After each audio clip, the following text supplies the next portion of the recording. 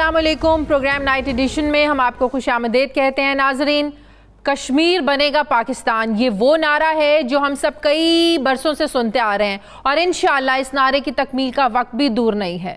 वफाकी काबीना की जानिब से आज पाकिस्तान के नए सरकारी नक्शे की मंजूरी दी गई है। इस नए नक्शे में 4 तब्दीलियां की गई हैं। पहली तब्दीली ये है कि मकबूजा जम्मू कश्मीर को पाकिस्तान का हिस्सा दिखाया गया है। अब दोनों ममालिक के दरमियान बैनुल अक़वामी सरहद भारत के सूबा हिमाचल प्रदेश के साथ लगेगी। दूसरी तब्दीली ये है कि माजी में पाकिस्तान और भारत के दरमियान वाक़ लाइन ऑफ कंट्रोल पॉइंट 9842 पर इख्तिताम पजीर होती थी। अब नए नक्शे में इसको चीन की सरहद से मिला दिया गया। यूं नए नक्शे की हद तक सियाचिन पाकिस्तान का हिस्सा बन गया। नक्शे में की गई तीसरी तब्दीली के मुताबिक पाकिस्तान के जुनूब में वाक़े सरकरीक को नए नक्शे में पाकिस्तान में शामिल किया गया, जिसमें पाकिस्तानी बैनुल अक़वामी सरहद सरकरीक के मशरिक़ी किनारे पर दिखाई गई है। जबकि नए नक्शे में चौथी तब्दीली यह की गई है कि फाटा को भी सूबा खैबर पख्तूनख्वा का हिस्सा दिखाया गया है। नए सियासी ऑफिशियल नक्शे की तमाम सियासी जमातें मंजूरी दे चुकी हैं, जबकि अब पाकिस्तान के नए नक्शे को अक़वाम मुत्तहिदा में पेश किया जाएगा। पाकिस्तान ने पहली मरतबा अपना सियासी नक्शा पेश किया है। इससे पहले 1949 और 1976 में मुल्क के इंतजामी नक्शे जारी किए गए थे। नक्शे की तकरीब रूनुमाई से खिताब करते हुए वज़ीर आज़म इमरान खान का यह कहना था कि नया नक्शा पाकिस्तानी कौम की उमंगों की तर्जुमानी करता है। सियासी लीडरशिप को इस नक्शे की मुकम्मल तायद हासिल है। कश्मीर बनेगा पाकिस्तान, ये नक्शा पहला कदम है। पाकिस्तान की कैबिनेट ने, कश्मीरी लीडरशिप ने और सारी ऑपोजिशन की लीडरशिप ने भी इस नए नक्शे की तायद की है। ये जो नक्शा है जो हम पाकिस्तान का पॉलिटिकल मैप दुनिया के सामने लेके आ रहे हैं, ये सबसे पहले पाकिस्तानी कौम की उमंगों की तर्जुमानी करता है। और हम पाकिस्तानियों को हमारे जो शुरू से है कि कश्मीर पाकिस्तान का हिस्सा बनना चाहिए, इंशाअल्लाह ये जो मैप है ये एक पहला कदम है। जबकि वज़ीर ख़ारजा शाह महमूद कुरैशी का कहना है कि आज के बाद ये नक्शा मुल्क भर में इस्तेमाल होगा। ये नक्शा हमारी मंजिल की अक्कासी करता है और हमारी मंजिल श्रीनगर है और ये हमारी मंजिल की अक्कासी कर रहा है। और जिस तरह के वज़ीर आज़म ने और काबीना ने मंजूरी दी है उस शाराए कश्मीर को शाराए श्रीनगर के नाम से मंसूब किया है। हमारी मंजिल श्रीनगर है, हमारी मंजिल वो ख्वाब है जो कि हमारे बुज़ुर्गों ने देखा और उस ख्वाब को इस नक्शे में इमरान खान ने परो दिया। कौम को मुबारक हो, आज एक तारीखी दिन है।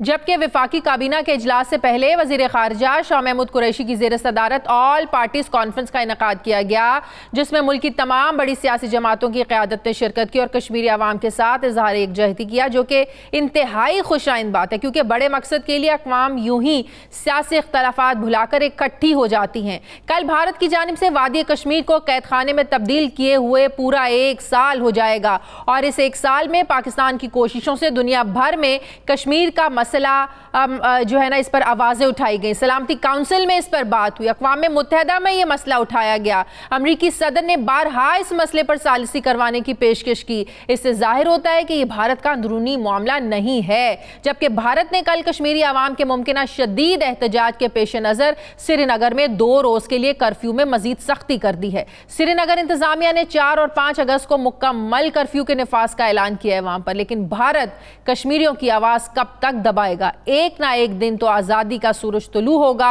और यकीनन वो दिन दूर नहीं है। मैं बात करूंगी, मुझे आज प्रोग्राम में ज्वाइन किया है वज़ीर आज़म के मुआविन ख़ुसूसी बराए क़ौमी सलामती हैं डॉक्टर मोईद यूसुफ साहब। अस्सलाम वालेकुम, बहुत बहुत शुक्रिया डॉक्टर साहब आपका।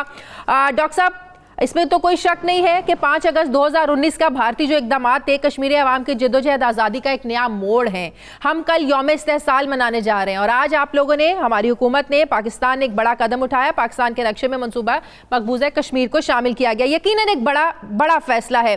अगर आप हमें समझा पाएँ कि इस मूव का मकसद, इसकी अहमियत, इसके मायने, इससे क्या फ़ायदा हासिल हो सकता है, क्योंकि कहा जा रहा है कि पाकिस्तान तो पूरे जम्मू कश्मीर को ज़ाहिर मतनाज़ इलाका हम समझते हैं और सिक्योरिटी काउंसिल की करारदादों के तहत हम आज भी इसका हल चाहते हैं। तो ऐसे में एक मतनाज़े इलाके को नक्शे की हद तक दिखाने से क्या फायदा हासिल होगा, अगर आप हमें इसका मकसद समझा पाएं।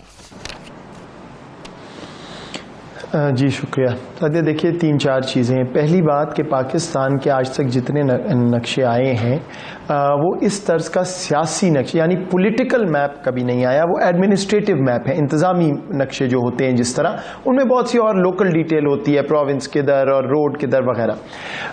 पॉलिटिकल मैप हमेशा एक स्टेटमेंट होती है एक कौम की, एक रियासत की, कि हमारी पॉलिटिकल पोजीशन क्या है पाकिस्तान अपने लिए और दुनिया के लिए, हमारी क्या एस्पिरेशंस हैं, हमारा क्या क्लेम है, जस्टिफाइड क्लेम, वो इस मैप को सामने रख के इस मैप से सामने आता है। दूसरी बात मैं एक वाजे कर दूं, आपने शुरू में कहा कि हमने पूरा जो है ये मुतनाज़ा इलाका जो है ये अपने अंदर दिखाया है। हमने बड़ा क्लियरली उसमें एनोटेट किया है, लिखा है बड़े वाजे तौर पे कि ये सारा हम क्लेम कर रहे हैं, करते हैं, लेकिन अक़वाम मुत्तहिदा की रेजोल्यूशंस के तहत इसका फाइनल फैसला होना है। इसका ये भारत ने जो एक मजाका खेज सा नक्शा दिया था जिसमें अपने आप को अफगानिस्तान का हमसाया बना बैठे थे, ये उसकी मुकम्मल मनफी जो है तरदीद करता है।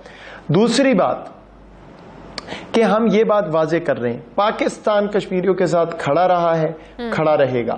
भारत की एक स्ट्रैटेजी का पिलर ये है कि वो मकबूजा कश्मीर में ये बात मशहूर कर दे कि जी पाकिस्तान और भारत का तो बस हो गया समझौता, खत्म, अब तो आप भारत का हिस्सा है। हरगिज नहीं। और अगर कोई शक किसी को था, जो कि पहले भी नहीं होना चाहिए था, तो ये मैप बिल्कुल वाजे करता है, बिल्कुल, कि पाकिस्तान का क्या मौकफ है। हमने तो इंटरनेशनल बॉर्डर को, अब मेरे सामने नक्शा नहीं है, अगर आपकी स्क्रीन पे आए तो ईस्टवर्ड हम ले गए हैं, जो आपने भी बताया हिमाचल प्रदेश और मकबूजा कश्मीर के दरमियान, जिससे बिल्कुल वाजे हमने कर दिया है, सियाचिन पे वाजे कर दिया, सर क्रीक पे वाजे कर दिया। एक तो इसकी ये बुनियादी वजह। दूसरी वजह मैं बता दूं कि बदकिस्मती से हमारे अपने मुल्क में कोई स्टैंडर्ड नक्शा नहीं था, कभी कोई टेक्स्ट बुक में आ जाता था, कभी कोई बात किसी तालिब इल्म के लिए। आज से इंशाल्लाह सिर्फ ये हमारा पॉलिटिकल सरकारी जो है ऑफिशियल मैप होगा। ठीक हो गया। तो समझते कि सिक्योरिटी काउंसिल इसमें इस सिलसिले में पाकिस्तान पर एतराज़ भी उठा सकती है कि क्यों आपने एक मुतनाज़ इलाके को अपना हिस्सा जाहिर किया, क्योंकि नक्शा जारी करने से पहले इसका किसी भी बैनुल अक़वामी इदारे से ज़ाहिर है इसकी मंजूरी अप्रूवल करवाया जाना ज़रूरी होता है, जो कि नहीं हुआ, तो एतराज़ नहीं उठाया जाएगा इससे? नहीं, मैं आपको इसकी ज़रा वजाहत कर दूं। पहले तो जिसने एतराज़ उठाना था बैनुल अक़वामी दुनिया ने, वो जो एक मजाक इंडिया ने अक्टूबर में किया था एक नक्शा देके, उस पर तो कोई उठा लेते। तो पहले तो अफसोस ये है कि बस it's not a fair world unfortunately. खैर, लेकिन इसमें मैं आपको ये बता दूं कि ये पाकिस्तान की स्टेटेड पोजीशन और ऑफिशियल पॉलिटिकल मैप है, इससे अक़वाम मुत्तहिदा का कोई ताल्लुक नहीं है। अक़वाम मुत्तहिदा का जो मैप है वो तो पहले ही हमारे हक में है, क्योंकि सच हमारी साइड पे। तो ये इसका ये मतलब नहीं है कि अक़वाम मुत्तहिदा में एक नई बहस, नई लड़ाई शुरू हो जाएगी और उनको डिसाइड करना पड़ेगा कि ये मैप के वो मैप। उनका मैप बदस्तूर कायम रहेगा, वो पहले ही हमारी मौक़िफ़ की अक्कासी करता है काफ़ी हद तक। ये मैप, तो आपका मतलब है कि यूएनए इसको एक्सेप्ट करेगी, इजीली एक्सेप्टेंस होगी, आप ये कह रहे हैं? नहीं, मैं आपको ये कह रहा हूं कि यूएन का जो प्रोसेस है वो बिल्कुल फर्क है। अच्छा। ये लाजमी नहीं है कि ये मैप आ गया तो अब ये यूएनओ में जाएगा, वहां बहस होगी। वो एक मुख्तलिफ प्रोसेस है, उसको अलहदा हैंडल किया जाएगा। फिलहाल इस मैप का मकसद पाकिस्तान को एक सफ़े पे ला के एस्पिरेशंस, कश्मीरी अवाम की एस्पिरेशंस, इंडिया को क्लियर मैसेज और बैनुल अक़वामी दुनिया को clear message on where we stand on our issues in the region. एक और इम्पॉर्टेंट क्वेश्चन जो मेरे जहन में भी आ रहा था कि आइन के आर्टिकल को लेके, आइन का आर्टिकल 1 जो है उसमें आप देखें कि डिफाइन है कि पाकिस्तान के इलाके कौन कौन से हैं। अगर पाकिस्तान में कोई इलाका शामिल भी करना है तो पार्लियामेंट से उसकी मंजूरी ली जाएगी, फिर ज़ाहिर है आइन में भी ज़ाहिर तब्दीली होगी, तो ये प्रोसेस भी होगा ऑफ कोर्स। अब नहीं, देखिए नक्शे की हद तक मैंने आपको बताया कि हमने बिल्कुल फेथफुली, क्लियरली बैनुल अक़वामी कवानीन को सामने रख के, देखे इंडिया जो है वो बैनुल अक़वामी कानून नहीं मानता, यूएन की रेजोल्यूशंस फॉलो नहीं कर रहा। हाँ। शिमला को खुद वायलेट किया पिछले साल। तो मुझे बताएं और रोग स्टेट होती क्या है? मतलब है कि लोग नाम और मालिक का लेते हैं। हाँ। रोग स्टेट और क्या होती है? हाँ। जब आप इंटरनेशनल कानून नहीं मानते, बायलैटरल एग्रीमेंट्स को खुद वायलेट कर रहे हैं जो कहते हैं, तो रोग स्टेट वो है। हमारा इंटरनेशनल प्रिंसिपल्स पे हमने कोई और हार्ड चेंज नहीं की। क्लियरली लिखा है यूएन रेजोल्यूशन से सॉल्व होगा, क्लियरली लिखा है कि Indian illegally occupied Jammu and Kashmir है। हमने ये कोई बेवकूफ, ये जिस तरह बेवकूफाना अमल जो हिंदुस्तान ने किया जी हम तो अफगानिस्तान पूरा ही हमारा हो गया, नो, हम एक रिस्पॉन्सिबल मुल्क हैं, हम ये लकीरें नहीं लगा रहे, हम एक प्रॉपर स्टेटमेंट दे रहे हैं। तो उस हद तक दिस मैप इज सैक्रोसैक्ट। अच्छा, एक और इम्पॉर्टेंट चीज़, आज़ाद कश्मीर की हैसियत और आज़ाद कश्मीर का रिश्ता, ये ज़ाहिर आप लोगों ने डॉट डॉट हटाए हैं, क्या फेडरेशन के साथ ये ऐसे रहेगा या इसमें भी, इसके स्टेटस में, इसकी हैसियत में भी कोई चेंजिंग्स आएंगी? नहीं, इस नक्शे की वजह से जी कोई चेंज नहीं है, और कोई भी चेंज कहीं भी आनी हो तो उसमें जाहिर बात है कि तमाम आज़ाद कश्मीर की हुकूमत, उनके लीडर, अवाम, गिलगित बल्तिस्तान के लोग, उन सारों की मुशावरत के बगैर तो कुछ नहीं हो सकता। बाय द वे मैं एक बात कर दूं, आपने शुरू में कहा कि ऑपोजिशन के साथ मैं खुद शामिल था उस इजलास में। एक बहुत अहम नुक्ता है जो सामने रखना ज़रूरी है। कल वज़ीर ख़ारजा शाह महमूद कुरैशी साहब और मैं LOC के दौरे के बाद सीधा मुजफ्फराबाद गए। हाँ। वहां पे हमने सदर आज़ाद कश्मीर, वज़ीर आज़म आज़ाद कश्मीर और तमाम सियासी जमातें और कैबिनेट के लोग जो उस मीटिंग में थे उनके सामने ये बात रखी। पहली नशिस्त नहीं थी, पहले भी हुई है हमारी, लेकिन मैप उनके सामने रखा, कॉन्फिडेंस में लिया 5 अगस्त के हवाले से। तब तमाम सपोर्ट आई और बहुत सपोर्टिव थे, खास तौर पे वज़ीर आज़म आज़ाद कश्मीर और बाकी तमाम जमातें। उसके बाद हम गए ऑपोजिशन के पास, यहां पे आज फिर काबीना में लेके गए। सो इसमें कोई किसी किस्म का इबाम नहीं कि एक कंसेंसस है, और मैं शुक्रगुजार हूं तमाम एक्टर्स का, क्योंकि कश्मीर हमेशा सियासत से बालातर रहना चाहिए, इसमें कोई शक नहीं। अच्छा, एक और इम्पॉर्टेंट चीज़ जो सवाल उठाया भी जा रहा है, उठ भी रहा है, वो ये कि क्या चाइना को इस सारे मामले में ऑन ग्राउंड लिया गया, क्योंकि कहा जा रहा है कि नक्शे में तब्दीलियों से चीन के जो बाज़ इलाके हैं वो भी पाकिस्तान का हिस्सा बन जाएंगे। जाहिर है जिस पर बीजिंग एतराज़ कर सकता है, तो कहा जा रहा है कि बड़ा एक जज्बाती फिर फैसला हो गया, या इससे पहले आप लोगों ने उन्हें ऑन ग्राउंड लिया? मैं अब ज़्यादा डिटेल में नहीं जाता कि कब से हम ये काम कर रहे हैं वगैरह। देखिए, चीन हमारा दोस्त मुल्क है, बरादर मुल्क है। ये कैसे हो सकता है कि हम ये चीज़ ना सोचें कि उनकी क्या सेंसिटिविटीज़ हैं। बिल्कुल एतमाद में लिया गया है, कोई आपको आवाज़ सवाए सपोर्ट के चीन से नहीं आएगी। और मैं आपको ये भी बता दूं, कोई आवाज़ आपको सवाए बहुत ज़्यादा हिमायत और खुशी के मकबूजा कश्मीर पे से भी नहीं आएगी। ये भी आप देख लीजिएगा इंशाल्लाह अगले कुछ दिन में। अच्छा, तो आप क्या समझते हैं कि इस चेंजिंग से हमारा केस दुनिया में कितना मजबूत होगा? कश्मीर के मसले का जो हल है, इसके फैसला करने में ये कितना हेल्पफुल हो सकता है? पाकिस्तानी गवर्नमेंट का आप लोगों का ये इकदाम कितना हेल्पफुल है, आप लोगों का ये कदम? सदे देखिए, ये एक अंसर है उस पूरी कोशिश का, पॉलिसी का, तहरीक का, जिसका आखिरी हदफ और इंशाल्लाह जल्द वहां आने वाला हदफ वो कश्मीर को हिंदुस्तान के शिकंजे से आज़ाद करना है। तो ये उसकी एक कड़ी है। जो हम 5 अगस्त कल कर रहे हैं सारी एक्टिविटीज़, वो भी उसकी एक कड़ी है। बहुत सी और चीज़ें डिप्लोमेटिक हो रही हैं, बात करना यहाँ पे वक्त की किल्लत है, मुनासिब शायद ना हो आपके टाइम के हिसाब से। ये सारा काम हो रहा है, ये उसकी एक बहुत बड़ी, मेरा ख्याल है, एक डिप्लोमेटिकली अगर मैं आपसे एक सवाल कर सकूं कि डिप्लोमेटिकली हमें मजीद क्या इक़दाम करने की जरूरत है? ज़ाहिर भारत के तो इक़दाम जारी हैं, हमें डिप्लोमेटिकली ऐसा क्या करना है कि जो भारत के इक़दाम हैं वो उनकी राह में हमारे इक़दाम रुकावट बन सकें, कि अगला कोई 5 अगस्त ना आ सके? सिर्फ 2 बातें कर देता हूं, जवाब आपको मिल जाएगा। जी। पहली बात, जितनी सरजरिश भारत की पिछले साल में हुई है बैनुल अक़वामी सतह पर, मेरा ख्याल है पिछले 70 साल में नहीं हुई। ये कोई कोइंसिडेंस नहीं है। हाँ। ठीक, पहली बात। दूसरी बात ये कि यूएन सेक्रेटरी जनरल ने मुझे दिखाइए कब पहले कहा है कि पाकिस्तान को अनफेयरली ट्रीट किया गया और कश्मीर जो है उसका इशू और ह्यूमन राइट्स और वो सारा कुछ। हाँ। और इसके साथ एक और बात जोड़ दूं, और ये बस इतनी बात करूंगा, बाकी अक्लमंद के लिए इशारा काफी है।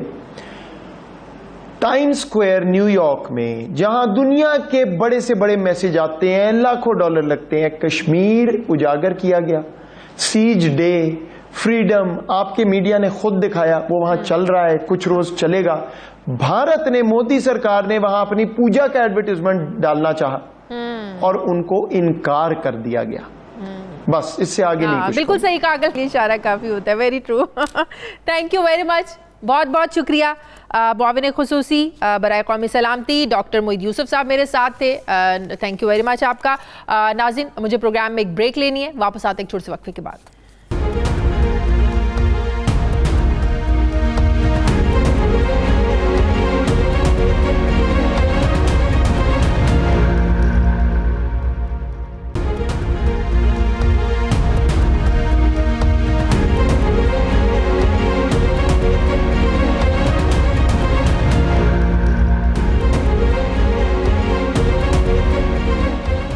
ब्रेक के बाद एक बार फिर से आपको खुशामदीद कहते हैं। नाज़रीन, आटे और गंदम की कीमतों में इजाफे के हवाले से पंजाब और जो सिंध हैं ये एक दूसरे पर मलबा डालने की कोशिश कर रहे हैं। आटे और गंदम की कीमतों में इजाफा जो है ये पंजाब में भी हुआ है। गुज़श्ता रोज़ सूबाई वज़ीर खुराक अब्दुल अलीम खान ने भी सिंध हुकूमत पर इल्ज़ाम लगाते हुए कहा कि सिंध के पास ज़खायर मौजूद हैं मगर वहाँ आटे को सब्सिडाइज़ नहीं किया गया। सिंध हुकूमत के साथ के बगैर सब्सिडी वाला आटा जो है वो नहीं दे सकेंगे। अलीम खान का ये भी कहना था कि आटे का सस्ता होना बहुत ज़रूरी है। सवाल यह है कि अगर हुकूमत को इस बात का इदराक है तो फिर आटे की सस्ती फराहमी के लिए क्या इक़दाम किए जा रहे हैं। दूसरी तरफ पंजाब में हुकूमत के मामलात जो हैं अहम इत्तेहादी काफ लीग से एक बार फिर से कुछ मुश्किलात का और उलझते हुए नजर आ रहे हैं। गुज़श्ता दिनों पंजाब में तब्दीली की अफवाहें गर्दिश करती रहीं। काफ लीग तब तो खामोश रही, लेकिन अब काफ लीग ने वाज़ेह तौर पर ऐलान किया कि अगर पंजाब में वज़ीर आला की तब्दीली हुई तो पंजाब के वज़ीर आला परवेज़ इलाही होंगे। गुज़श्ता रोज़ काफ लीग की अरकान असम्बली का हंगामी इजलास हुआ। इस इजलास में ये शिकवे और शिकायत भी सामने आए कि हुकूमत के सबसे बड़े इत्तेहादी हैं लेकिन उनसे कोई मशवरा नहीं किया जाता है, उनको एतमाद में नहीं लिया जाता फैसलों के हवाले से। हुकूमत कोई भी कदम उठाए हमसे रब्ता नहीं किया जाता है। इस इजलास से आने वाली खबरों के बाद आज वज़ीर आला पंजाब की स्पीकर पंजाब असम्बली से मुलाकात भी थी लेकिन वो मनसूख हो गई। अब सवाल ये है कि मौजूदा मुल्की सूरत हाल में वज़ीर आला की तब्दीली की खबरें गर्दिश कर रही हैं। काफ लीग को तहरीक इंसाफ से कोई और वज़ीर आला आखिर मंजूर क्यों नहीं है, जबकि आज पंजाब की काबीना कमेटी बराए कोरोना का इजलास हुआ जिसमें बिजनेस सेंटर, सियाहती मकामात, सिनेमा हॉल्स और थिएटर्स को खोलने की सिफारिश की गई है। इस बात में कोई शक नहीं है कि मुल्क में कोरोना केसेस इंतहाई कम हुए हैं, लेकिन सब कुछ खोलने का इकदाम क्या ये अभी कबल अज़ वक्त है, इस सब पर मैं बात करूंगी। मुझे ज्वाइन किया है सीनियर वज़ीर है पंजाब के, सूबाई वज़ीर खुराक हैं अलीम खान साहब। अस्सलाम वालेकुम, बहुत बहुत शुक्रिया, thank you very much Aleem Khan साहब, वक्त दिया आपने।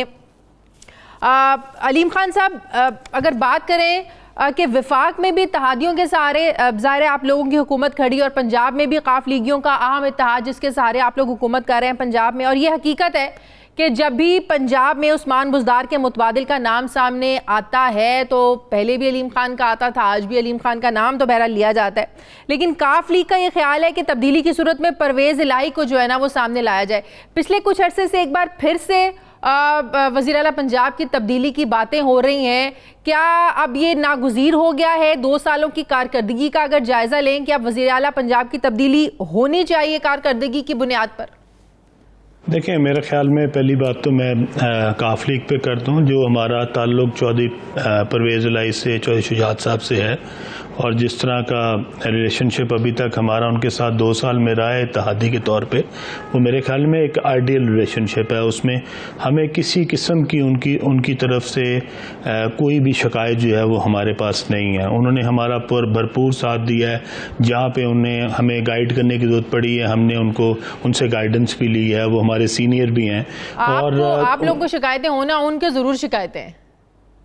नहीं, शिकायतें देखें, शिकायतें जो होती हैं वो तो फैमिली में भी होती हैं, बहन भाइयों में भी होती है, तो कोई बात नहीं, शिकायतें भी होती रहती हैं। जहाँ पे अलायंसेस बनते हैं, जहाँ पे मिलके गवर्नमेंट बनती है, छोटी मोटी हमें शिकायतें होती हैं हुकूमत से, हम पार्ट ऑफ द हुकूमत है, हमें भी शिकायतें होती हैं।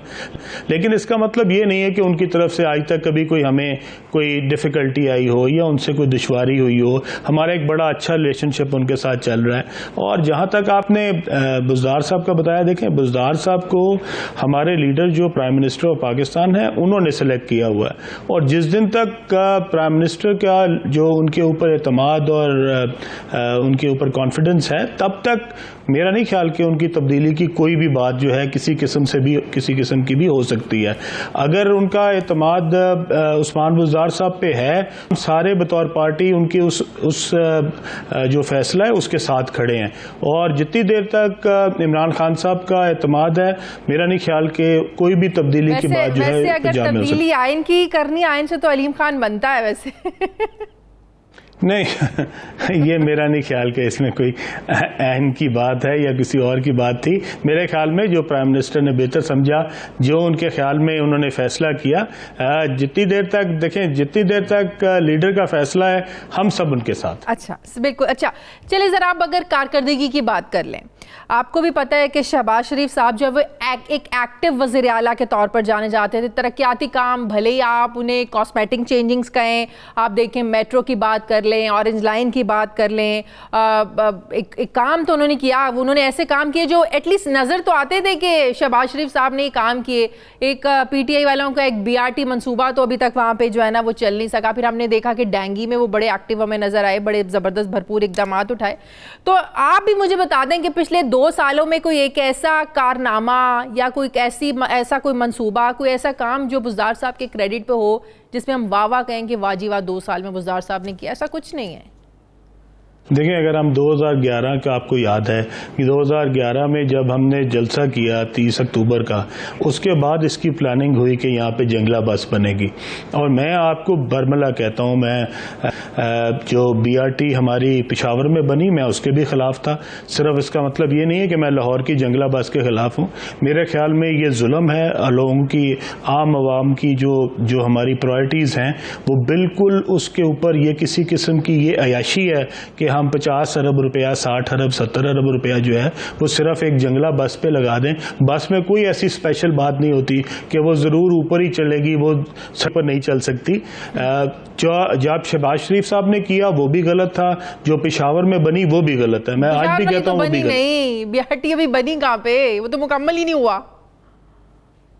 नहीं चले, बन ही गई है मेरे ख्याल में, देर आए दुरुस्त है शायद उनके लिए, लेकिन यह है कि जो मेरे ख्याल में ये पैसे का ज़िया है, इस पैसे को इससे बहुत बेहतर मसरफ में इस्तेमाल होना चाहिए। हमारी प्रायोरिटी जो है वो एजुकेशन होनी चाहिए, हमारी प्रायोरिटी जो है वो हेल्थ केयर होनी चाहिए। हमें नए हॉस्पिटल्स बनाने चाहिए, हमें नए स्कूल्स बनाने चाहिए, नए कॉलेजेस बनाने चाहिए। इंफ्रास्ट्रक्चर जो है हमें उसके ऊपर फोकस करना चाहिए। रोड टू मार्केट रोड जो है हमारी है वो हमें उसको बेहतर करना चाहिए। हमारी जो कनेक्टिविटी है, रिंग रोड्स हैं, हमें उसके ऊपर काम करना चाहिए। मेरे ख्याल में जो प्रायोरिटी है ना वो येलो जो हमारी बनी है ट्रेन, तो आपका मतलब है कि ये पैसे अब अच्छी जगहों पर खर्च हो सकते थे, तालीमी इदारे बन सकते थे, अच्छे हॉस्पिटल्स बन सकते थे, मतलब कि लोगों की जो बुनियादी ज़रूरियात हैं, जिनकी ज़रूरत होती है, वो काम हो सकते थे, बजाय इसके कि आप BRT शुरू कर दें या इस तरह की बसों के मंसूबे शुरू कर दें। ये काम कहीं और, पैसा कहीं और भी लग सकता था। जी बिल्कुल, मैं समझता हूँ कि हमने जब शौकत खानम हॉस्पिटल बना तो मैं उसकी ओपनिंग पे था, जो कि पेशावर में बना, तो उसकी हमें बताया गया कि वो 4 अरब रुपए से बना है, और वो state of the art hospital है जो कि 4 अरब रुपए से पेशावर में कैंसर का एक बेहतरीन हॉस्पिटल बना है। तो मैं यही सोचता था कि अगर ये हम हॉस्पिटल हर अपने पंजाब के हर कम अज़ कम एक डिवीजन हेडक्वार्टर्स के ऊपर लगा सकें तो कितने पैसे लगेंगे, 30-40 अरब रुपया लगेगा। लेकिन जो कैंसर के लिए लोग मारे फिरते हैं बेचारे, कभी वो लाहौर आते हैं, कभी वो कराची जाते हैं, उनके पास कोई और ऑप्शन नहीं होती है। पहले पेशावर के सूरत में वो एक बड़ी अच्छी ऑप्शन उनको मिल गई है कि अफगानिस्तान से भी वहाँ पे जो है वो मरीज आते हैं, सिर्फ KP से नहीं आते। तो हमें जो बेसिक ज़रूरियात है लोगों की, देखें ऑरेंज ट्रेन बननी चाहिए, लेकिन ऑरेंज ट्रेन शायद तब बननी चाहिए जब हमारे पास जो ज़रूरियात हमारी कौम की हैं वो पूरी हो जाएं, उसके बाद ज़रूर बननी चाहिए। लेकिन उससे पहले 300 अरब रुपया लगा देना इस गरीब मुल्क में सिर्फ ऑरेंज ट्रेन पे, क्योंकि आपको वो चलती हुई नजर अच्छी लगती है, मेरे ख्याल में बहुत बड़ी। अच्छा अलीम खान साहब, आज काफिले की क़यादत की वज़ीर आला पंजाब उस बुज़दार साहब से मुलाकात थी, वो मनसूख क्यों हुई, क्या वजह हुई? जी मुझे इल्म नहीं है जी मनसूख नहीं, ये इल्म में मनसूख होना इल्म में नहीं है, या ये पता ही नहीं था कि मुलाकात होनी है? ये तो इल्म में था ना कि मुलाकात होनी है। नहीं, मुझे ये इल्म में था कि मुलाकात है, लेकिन मनसूख हो गई है, ये इसका मुझे इल्म नहीं है। अच्छा चलें, ठीक है।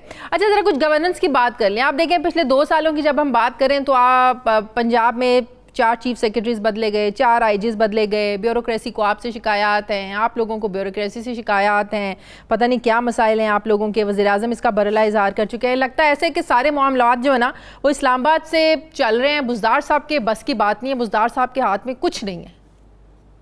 देखिए, मेरे ख्याल में जो बात गलत है वो ये है कि हमने जिस तरीके से कोरोना के ऊपर हमारी मैनेजमेंट हुई है या कोरोना के ऊपर फैसले हुए हैं उसके बहुत अच्छे रिजल्ट आज जो है वो हमारे सामने हैं, और उसके ऊपर हमारी जो लीडरशिप है, हमारे जो लीडर हैं, उनके जो फैसले हैं, इसको पूरी दुनिया ने एक्सेप्ट किया है कि हमने वाकई इसके ऊपर बड़ी प्रैक्टिकल अप्रोच रखी है, और अल्लाह का शुक्र है हमें बड़ा अच्छा आज उसका जो है वो एक बड़ा अच्छा रिजल्ट सामने आया हुआ है। और मेरे ख्याल में हम दुनिया में अगर आप टॉप के 4-5 मुल्क कह सकते हैं जिन्होंने बड़े अच्छे तरीके से खुश उसलूबी से इस चीज़ से निपटा है, तो उसमें पाकिस्तान शामिल है। और ये हमारे लीडर की है मेरे ख्याल में, उन्होंने कि उसके अंदर बड़े अच्छे फैसले किए।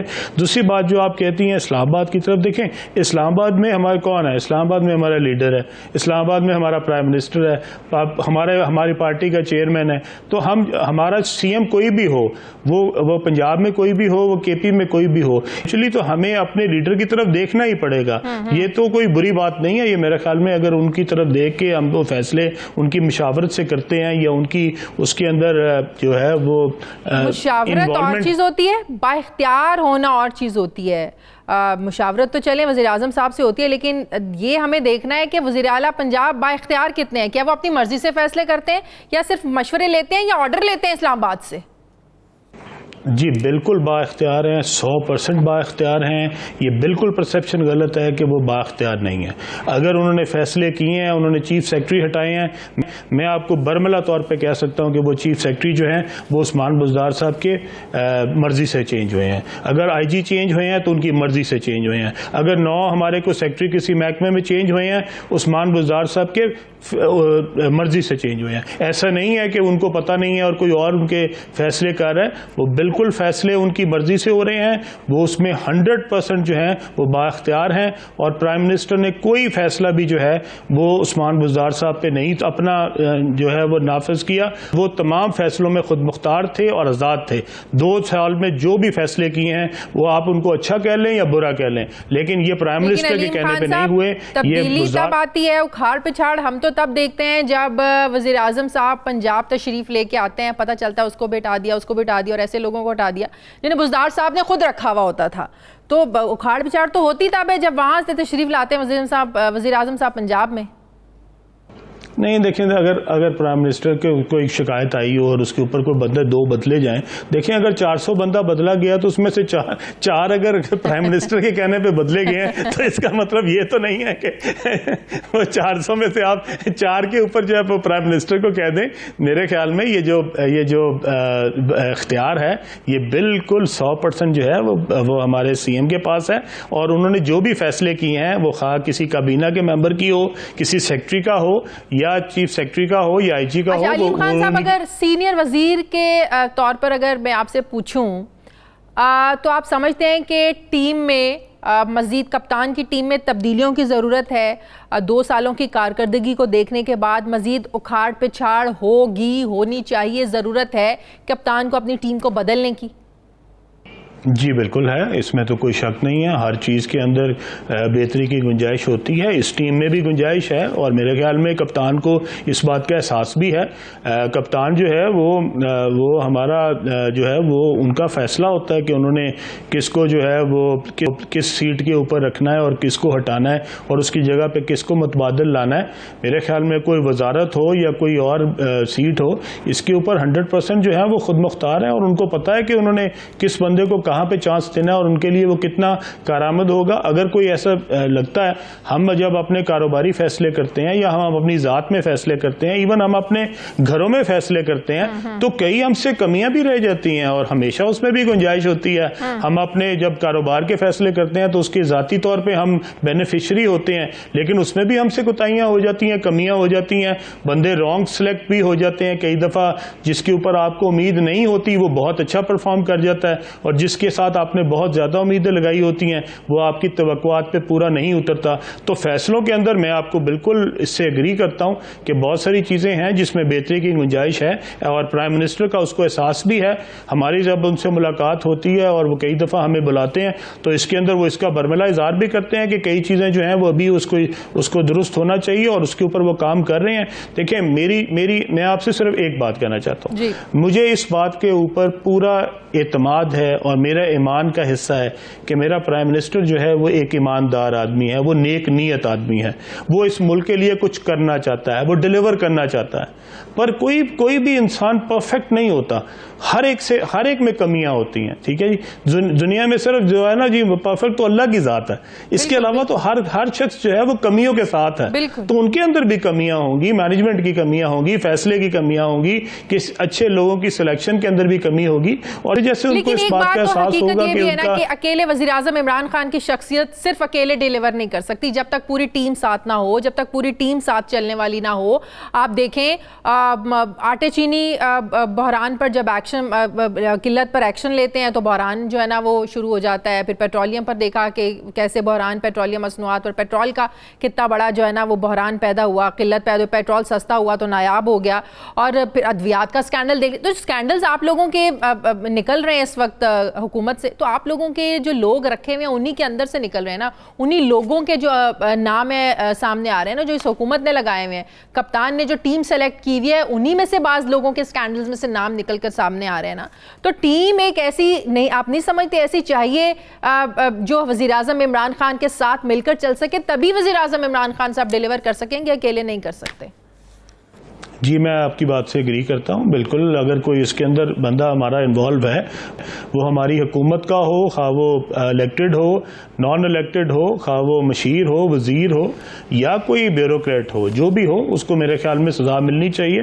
और अगर किसी की इन्वॉल्वमेंट साबित होती है तो मेरा नहीं ख्याल कि इमरान खान जैसी जो शख्सियत जिनको मैं जानता हूँ, मेरे ख्याल में वो किसी किस्म का लिहाज रखेंगे।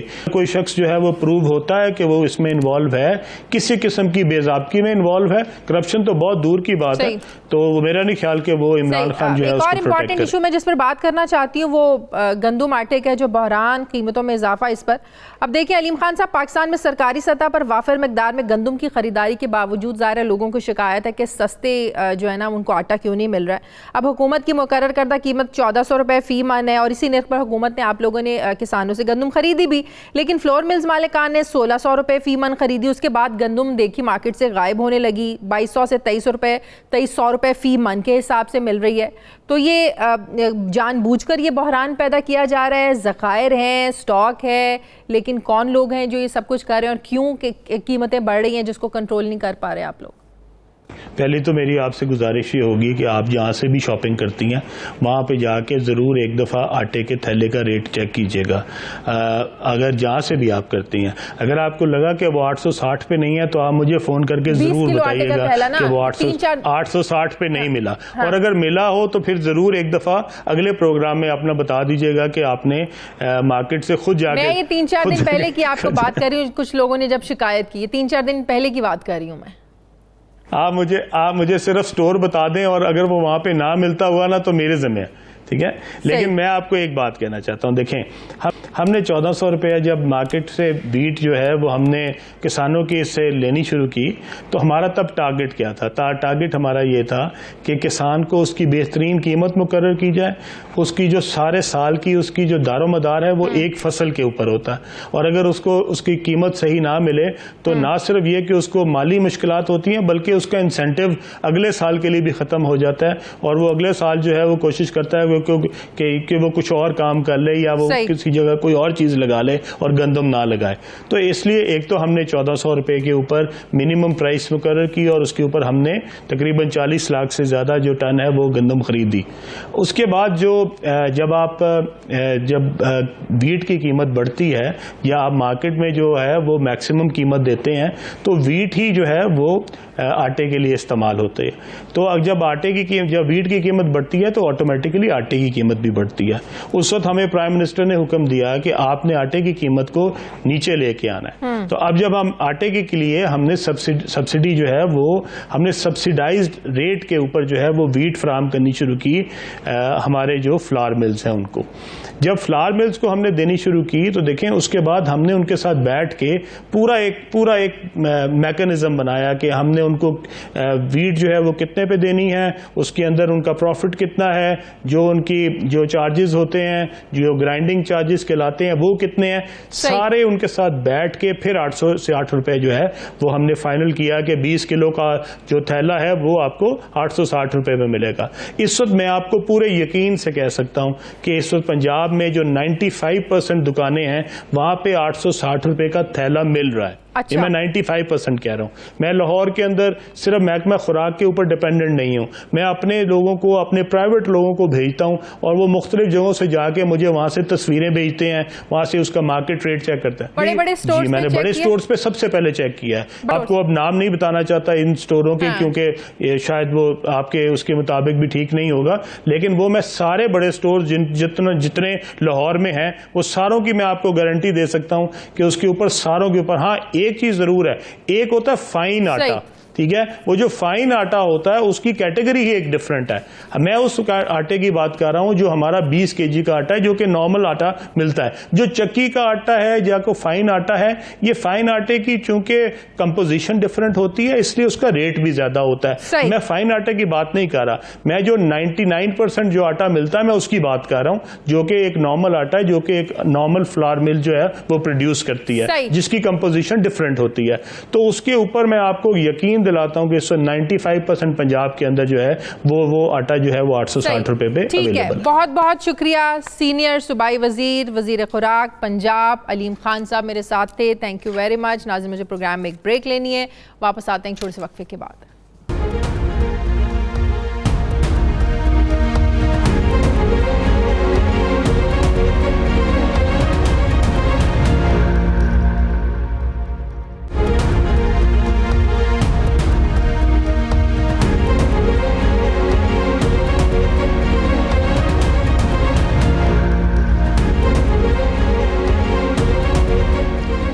नाजरीन, वफाक और सिंध एक बार फिर से सामने आ चुके हैं। वफाकी हुकूमत ने मुल्क में गंदम और आटे की बढ़ती हुई कीमतों का जिम्मेदार सिंध हुकूमत को करार दिया है, जबकि सिंध हुकूमत कहती है कि वफाक के पास हर मसले का जवाब सिंध हुकूमत है।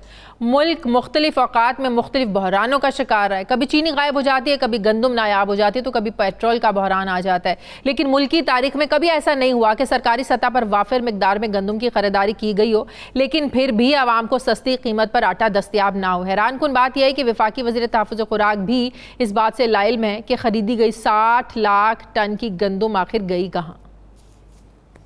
अजूबा है कि पहली दफ़ा तारीख में ऐसे हुआ है कि सप्लाई आ चुकी है 25.5 मिलियन टन की। अब ये गंदम गई कहाँ है? 66 लाख टन तो खरीदी हुकूमत ने, पंजाब ने 41 लाख, सिंध ने 1.25, बलूचिस्तान ने 1 लाख टन और पास्को ने 12 लाख। अब वो कहाँ ये चलेगी? तकरीबन 60 लाख टन ऐसी गंदम है जो मार्केट में है, तो इसके हमें भी नहीं समझ आई। अब गुज़श्ता सालों की तरह इस साल भी गंदम का जो पैदावारी हदफ है ये हासिल नहीं हुआ है। हुकूमत ने गंदम का रेट 1400 रुपये फी मन मुकर्रर किया गया, जबकि फ्लोर मिल्स मालिकान ने गंदम 1600 रुपये मन में खरीदी है। और इसके साथ ही आटा जो हमने देखा, गंदम देखी मार्केट से गायब होने लगी। आखिर ये हर मामलात में जो है वफाक और सिंध के एक दूसरे पर इल्ज़ाम तराशी क्यों सामने आ जाती है? मैं बात करूँगी, मुझे ज्वाइन किया है तर्जुमान सिंध हुकूमत मुर्तज़ा वहाब साहब ने। अस्सलाम वालेकुम, बहुत बहुत शुक्रिया मुर्तज़ा साहब आपने वक्त दिया। मुर्तज़ा वहाब साहब, आखिर क्या वजह है अभी गंदम आटे का बहरान जिम्मेदारी वफाक और पंजाब से सिंध पर डाली जा रही है? वज़ीर इत्तलात ने तो ये कह दिया कि इससे पहले भाई हम गवर्नर राज की बात करें, आप लोग सिंध हुकूमत अपनी रविश बदले, क्योंकि सिंध हुकूमत ही जो अपने हिस्से की गंदम नहीं खरीद रहा है, जिसकी वजह से कीमतें बढ़ रही हैं। देखिए, मैं समझता हूँ मौजूदा जो हुकूमत है इसकी इतनी कोताहियाँ हैं, इसकी इतनी इनएफिशिएंसीज हैं, इसकी इतनी करप्ट प्रैक्टिसेस हैं कि उनका मलबा किसी न किसी को तो उठाना है। और ये लोग इतने नालायक हैं कि ये अपनी जो कोताही है उसका मलबा भी नहीं उठा सकते, तो नेचुरली ये ढूंढते हैं कि कौन स्केपगोट हो सकता है, कौन नहीं हो सकता। अगर आप पिछले 2 साल पर नज़र डालें तो ये हर चीज़ में पहले माजी की हुकूमतों को जिम्मेदार ठहराते थे। अब चूंकि 2 साल हो चुके हैं और लोग सवाल कर रहे हैं कि जी आपने जो वादे किए थे वो पूरे नहीं किए।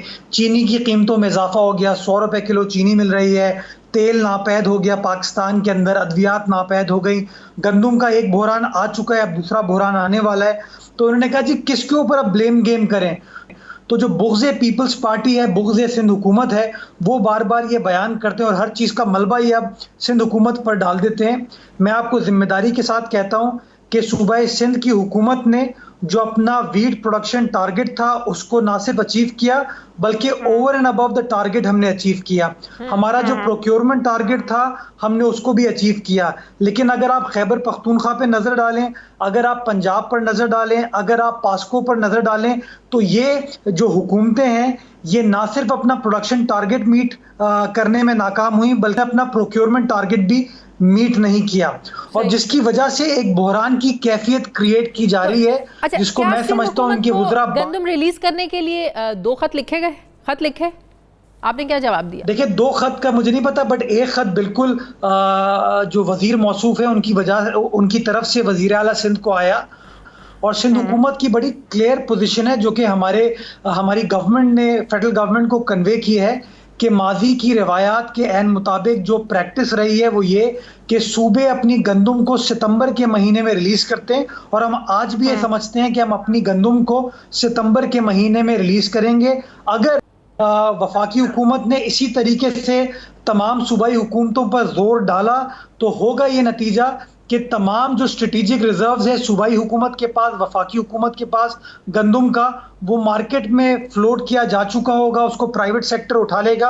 आखिर में नवंबर दिसंबर के महीने में एक और बड़ी शॉर्टेज होगी गंदुम की। तो आप कह रहे हैं सितंबर में रिलीज करेंगे, उससे पहले आप लोग नहीं देंगे?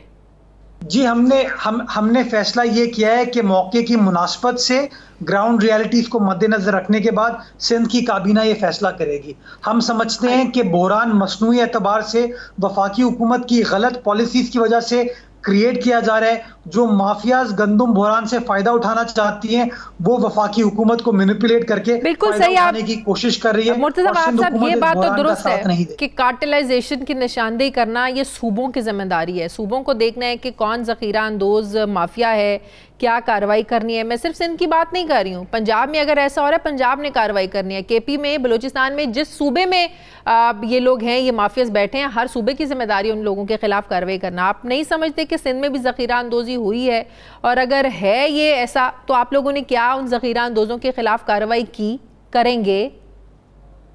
ये आपने बड़ा, मैं समझता हूँ, इम्पोर्टेंट सवाल पूछा है। और अगर आप पिछले 2, 3, 4 रोज की मीडिया की खबरों पर ही नजर डालें, आज की मैं खबर बता रहा हूं कि फैसलाबाद के हवाले से खबर थी कि वहां पर आटा अवेलेबल नहीं है। लाहौर के बारे में यही बात होती है, पेशावर के बारे में यही बात हो रही है। इस्लामाबाद के बारे में कल मैं एक टीवी प्रोग्राम पे था, वहां मुझे बताया गया कि रोगनी नान इस्लामाबाद शहर के अंदर 35 रुपए की मिल रही है। तो आप मुझे बताइए कि इस्लामाबाद, फैसलाबाद, पेशावर, लाहौर का जिम्मेदार क्या सिंध हुकूमत है? कौन है जिम्मेदार वहां पे? वहां तो पीटीआई की हुकूमत है, वहां तो अच्छे लोगों की हुकूमत है, वहां तो बड़े काबिल लोगों की हुकूमत है। तो वहां क्यों बहरान है? वहां क्यों बहरान की कैफियत है? क्यों शॉर्टेज है? अच्छा, अब मैं आपको बता दूं प्रॉब्लम क्या हुई। चूंकि रेट्स में डिफरेंस है, पंजाब में, खैबर पख्तूनख्वा में, इस्लामाबाद में गंदुम का कंपैरेटिव जो रेट है वो थोड़ा सा ज्यादा है। सिंध से गंदुम को मूव किया जा रहा है इन दूसरे सूबों के अंदर, और हमें तो ये भी इत्तला मिली है कि कुछ अनासिर ऐसे भी हैं जो कि गंदुम को स्मगल करके पाकिस्तान से बाहर लेकर जा रहे हैं। बात करें क्योंकि आपके एक वजीर मौसूफी कह रहे थे कि केपीके से अफगानिस्तान में स्मगल हो रही है, या आप केपीके की बात कर रहे हैं? जी बिल्कुल, ये इत्तलात हमें है, और मैं समझता हूँ बॉर्डर को कंट्रोल वफाकी हुकूमत करती है। वफाकी हुकूमत को ये सोचने की ज़रूरत है। मैं आपको गुजारिश ये करना चाहूँगा कि पाकिस्तान के अंदर गंदुम की प्रोडक्शन के हवाले से, प्रोक्योरमेंट के हवाले से कोई ख़तरनाक सिचुएशन नहीं थी। 14 लाख टन का शॉर्टफॉल था साल भर के लिए। ये एक बहुत छोटा सा नंबर है जिसको बाआसानी वफाकी हुकूमत अगर सही अंदाज से डील करने की कोशिश करती तो मैं समझता हूँ ये मामला डील हो सकते थे। लेकिन चूंकि ये माफियाज की हुकूमत है, चूंकि ये हुकूमत समझती है कि माफियाज का साथ देना है और गरीब आवाम का बार बार इस्तेहसाल करना है, इसलिए ये माफियाज के खिलाफ कोई कार्रवाई नहीं करते। मैं 4 छोटी छोटी मिसाल आपके सामने पेश करता हूँ। जब ये हुकूमत स्टार्ट हुई 2018 में तो चीनी 55 रुपए किलो थी। आज चीनी आपको 100 रुपए किलो मिल रही है। सेंचुरी इन्होंने मुकम्मल कर ली है। अद्वियात की किल्लत इनके दौरे हुकूमत में हुई, 2 वजीरों को ये हटा चुके हैं अद्वियात के हवाले से। तीसरी सिचुएशन पेट्रोलियम के हवाले से, डीजल के हवाले से।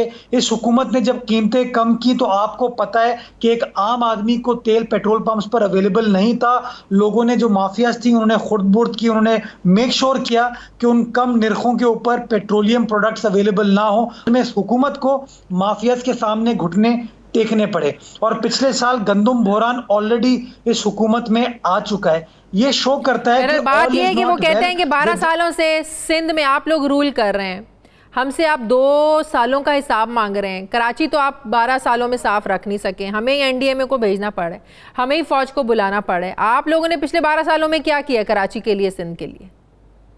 अच्छा, ये भी आपने बड़ा, मैं समझता हूँ, अहम सवाल पूछा। आप 2 रोज कबल जो चेयरमैन एनडीएमए की प्रेस कॉन्फ्रेंस है वो प्लीज टेलीविजन स्क्रीन पर चलवा दें। चेयरमैन एनडीएमए आके कहते हैं कि जब मैं कराची गया तो कराची से पानी निकाला जा चुका था, निकासी हो चुकी थी। किसने की वो निकासी? सिंध हुकूमत ने की ना, वफाकी हुकूमत ने नहीं की। ये मैं नहीं कह रहा हूं, ये सिंध हुकूमत नहीं कह रही है, ये चेयरमैन एनडीएमए आके अपनी प्रेस कॉन्फ्रेंस में कहते हैं कि जब मैं कराची गया तो वहां से पानी निकाला जा चुका था। ये इस बात का सबूत है कि सिंध हुकूमत ने जो काविशें की, हमारे अमले ने जो काम किया, हमारी मकामी हुकूमत, लोकल गवर्नमेंट ने जो काम किया, उसका नतीजा था कि कराची के अंदर निकासी को यकीनी बनाया जा चुका। मैं समझाना ये चाहूंगा कि अर्बन फ्लडिंग एक रियलिटी है, हम सबको समझने की जरूरत है। ईद के रोज जो लाहौर में बारिश हुई और जो उसने तबाही की कि आपके अंडरपासेस तालाब का मंजर पेश कर रहे थे, आपकी सड़कों के ऊपर सिर्फ और सिर्फ पानी था, वो किसकी कोताही है? क्या उसकी जिम्मेदारी भी पाकिस्तान पीपल्स पार्टी को जाती है? क्या उसकी जिम्मेदारी भी सिंध हुकूमत को जाती है? उसकी जिम्मेदारी भी कराची के स्टेक होल्डर्स को जाती है? तो मैं समझता हूँ थोड़ा सा पाकिस्तान तहरीक इंसाफ को ब्लेम गेम से बाहर निकलना चाहिए और हकीकत पर मबनी बात करनी चाहिए। अगर वो बहुत बहुत शुक्रिया तर्जुमान सिंध हुकूमत मुर्तज़ा वहाब साहब मेरे साथ थे, बहुत शुक्रिया आपका। नाज़रीन, हमारे आज के प्रोग्राम का एडिटोरियल। नाज़रीन, कानून की बालादस्ती हो या अमन व अमान का क़याम, दहशतगर्दी का खात्मा हो या समाज दुश्मन अनासर से मुकाबला, हर महाज पर पुलिस फोर्स के बहादुर जवान अपनी जिम्मेदारियों से अहसन तौर पर ओहदा बरा होते हुए जामे शहादत नोश करते आए हैं। आज वतन की खातिर अपनी जानों का नजराना पेश करने वाले शहदाए पुलिस को खराज अकीदत पेश करने का दिन है। हमारे मुआशरे में पुलिस के महकमे को वो इज़्ज़त और एहतराम नहीं दिया जाता जिसके वो हकदार हैं, लेकिन ये हकीकत है कि पाक फ़ौज के जवान सरहदों पर मुल्क की हिफाजत कर रहे हैं तो पुलिस और दीगर सिक्योरिटी फोर्सेस मुल्क के अंदर मौजूद दुश्मनों को कैफिर किरदार तक पहुँचाने में मसरूफ़ अमल है। आइए यौम शहदाए पुलिस पर यह अज़्म करें कि ये सिर्फ पुलिस फोर्स के नहीं बल्कि पूरी कौम के शहदा हैं और हम अपने शहदा की कुर्बानियों को भूले नहीं और ना ही कभी भूलेंगे। हमें इनकी अजीम कुर्बानियों पर फ़ख्र है। नाज़रीन, ये था हमारा आज का प्रोग्राम के लिए आप हमें फ़ीडबैक ज़रूर दीजिएगा। मेरी आपसे मुलाकात होगी कल। अपना ख्याल रखिएगा। मुझे इजाज़त दीजिए। अल्लाह हाफ़िज़।